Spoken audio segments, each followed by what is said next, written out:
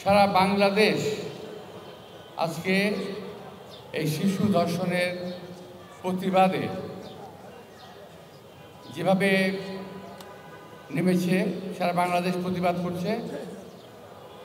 আমি এবং আমার দল তাদের সঙ্গে একমত হয়ে আমরাও প্রতিবাদ করেছি। কিন্তু কি করব, যেটা হওয়ার, আজকে তো সে মারাই গেল, আমরা তো আর করতে পারলাম না। চেষ্টা করেছিলাম ব্যক্তিগতভাবে কিছু করা যায় কি না তাকে হসপিটালে দেখার জন্য, কিন্তু সেটাও সুযোগ হয়ে নাই। আমি আমার স্ত্রীকে পাঠিয়েছিলাম চিকিৎসা অবস্থা দেখার জন্য, কিন্তু তাকে দেখতে দেওয়া হয় নাই, উনি যেতে পারেন নাই। আমি অত্যন্ত দুঃখ ভারাক্রান্ত মনে আজকের ইফতার বাড়িতে আছি। আমি ইফতারে থাকতে পারবো না, আমি চলে যাবো। আমার আরেকটা দাওয়াত আছে, এটা তো আমার নিজের ইফতার, আমার দলের ইফতার, আমার ছেলেদের ইফতার, সুতরাং আমার না থাকলে কোনো অসুবিধা নেই। যেখানে যাবো সেটা আমি মেহমান এক জায়গায় আমাকে দাওয়াত করেছি, সেখানে যেতে হবে। তা আমি এই ইফতার উপলক্ষে একটা কথা বলতে চাই যে আমি দেখলাম অনেকে হয়তো আমার উপর রাগ করেছেন, রাগ করলে করতেও পারেন। আমি গাড়িতে অনেকক্ষণ বসেছিলাম, নামি নাই, কারণ আমি দেখছিলাম একটা জিনিস, সামনে ক্যামেরা সেট করে আমার যে হাজার হাজার ভালো কর্মী আছে এখানে, সব কর্মী তো আর খারাপ না, তাই না? হাজার হাজার ভালো কর্মী আছে আমার এখানে, এর মধ্যে 2-4 জন আছে চাঁদাবাজ। ওরা ক্যামেরা রেডি করে আমার সঙ্গে ছবি তোলার জন্য ব্যস্ত হয়ে গেছে। এই জন্য আমি গাড়ি থেকে নামি নাই, ক্যামেরা সরিয়ে দিয়ে তারপরে আমি গাড়ি থেকে নামছি। কারণ হলো কি জানেন, ওই একটা ছবি বিক্রি করে যথেষ্ট। সুতরাং যেই সমস্ত ভাইয়েরা, আমি আপনাদের কখনো আন্দোলনে দেখি নাই, শুনেছি আপনারা বিএনপি করেন।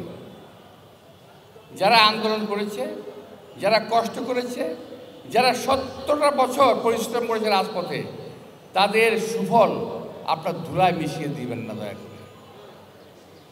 যারা কষ্ট করেছে তাদের কষ্টের ফল এত সস্তায় নষ্ট করে দিবেন না আপনারা দয়া করে। আপনারা মনে রাখবেন, আপনারা একা না, আপনাদের পিছনে আপনাদের বদনাম করার জন্য আরও অনেক গ্রুপ রয়ে গেছে। আমি কিন্তু কালকে একটা কথা বলেছিলাম এক বক্তৃতায়, এটা অনেকগুলো ভাষায় বলা যায়। আমি একটা ভদ্র ভাষায় বলেছিলাম, সব পাখি তো মাছ খায়, নাম হয় মাছরাঙা। সবাই তো অপকর্মরা করে, কিন্তু নাম হয়, নাম দিচ্ছে এখন বিএনপির কিছু কিছু লোক, কিছু কিছু দল, কিছু কিছু সংঘবদ্ধ গোষ্ঠী, কিছু কিছু দেশ থেকে, কিছু বিদেশ থেকে সংঘবদ্ধ প্রচারে নেমেছে বিএনপির বিরুদ্ধে। সংঘবদ্ধ, এখান থেকে আমাদেরকে সাবধান হতে পারে। বিএনপির বিরুদ্ধে যে এই যে কনসার্টেড ওয়েতে যে প্রচারণা চালাচ্ছে, যে বিএনপি এটা করছে, বিএনপি এটা করছে, বিএনপিকে আওয়ামী লীগের দিকে ঠেলে দেওয়ার চেষ্টা করতেছে। আমার কিছু কিছু রাজনৈতিক দল আছে, আবার কিছু আছে, আবার আমার কিছু ভাই আছে, ওরা হলো 16ই ডিসেম্বর শুনছেন, মুক্তিযুদ্ধের পরে ষোড়শ বাহিনী 16ই ডিসেম্বরের সময় ওরা আসলেন, আইসা নিজেদেরকে মুক্তিযোদ্ধা ঘোষণা করলেন, ষোড়শ বাহিনী। আমার কিছু কিছু ভাই আছে, একটা ছোট্ট একটা মামলা খেয়ে পালায় বিদেশ গেছে, দেশে নাই। আর আমরা হাজার হাজার মামলা নিয়ে, মৃত্যুদণ্ড মাথায় নিয়ে এই দেশের মাটিতে টিকেছিলাম। আর ওনারা আজকে এসেই মুক্তিযোদ্ধা, দেশপ্রেমিক সেজে গেছে। আমাদের প্রথম কাজটা কি? প্রথম কাজই হলো বিএনপিকে ধোলাই করা, কিন্তু কোনো লাভ হবে না। বিএনপি এই দেশে শহীদ রাষ্ট্রপতি জিয়া রহমানের গড়া দল। বিএনপি এই দেশে দেশনেত্রী বেগম খালেদা জিয়ার হাতে লালিত একটি দল। বিএনপি এই দেশে আমাদের নেতা তারেক রহমানের হাতে পালিত একটি দল। এই মুহূর্তে তারেক রহমান এই দলকে আমাদের লালন করছে, দেখাশোনা করছে। সুতরাং এই দলকে টোকা দিয়ে ফেলে দেওয়ার চিন্তা ভাবনা কেউ দয়া করে করবেন না। অনেকে ভাবছেন যা ভাবছেন করে ফেলবেন না। বিএনপিকে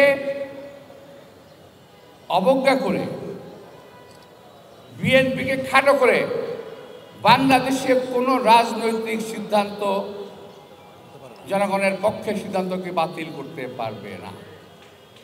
বিএনপি কথা বলে, 17 বছর কথা বলেছি জনগণের জন্য।